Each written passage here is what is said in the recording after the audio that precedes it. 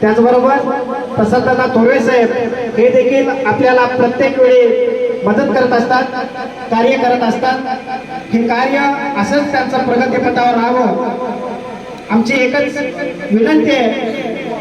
गृहनिर्माण खातं आपल्या खास मित्रांच्याकडेच आहे। आमच्या सर्व केबिक नगरच्या रहिवाशांची कळकळीची विनंती आहे, आमचा जो पुनर्वसनाचा विषय आहे तेवढा आपण हाताळावा आणि आम्हाला जे दरवर्षी महापुराचा सामना करावा लागतो त्या पुरापासून खूप धोका आहे। पाऊस सुरू झाला की आम्हाला झोप लागत नाही, प्रत्येक रहिवासी डोळ्यात तेल घालून रात्री जागत असतो आणि आम्ही आपल्याला प्रस्ताव दिलेला आहे, जो नदीमध्ये खडक आहे आपण तो पाठपुरावा सुद्धा केला आहे।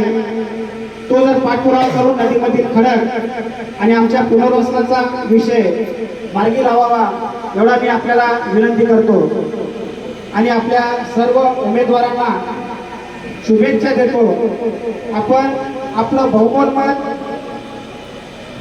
धनुष्यबाण आणि कमळ फूल आपले सुरेशदादा मसने आणि सौ सुनीताताई सुरेशदादा टोकरे या दोन उमेदवारांना आम्ही प्रचंड मताने विजयी करू एवढा निर्धार मी केबिक नगर तसंच सर्व परिसरातर्फे आपल्याला देतो। मी थांबतोय। मी प्रसाददादा थोरवे यांना विनंती करतो की आपण या सभेला मार्गदर्शन करावं।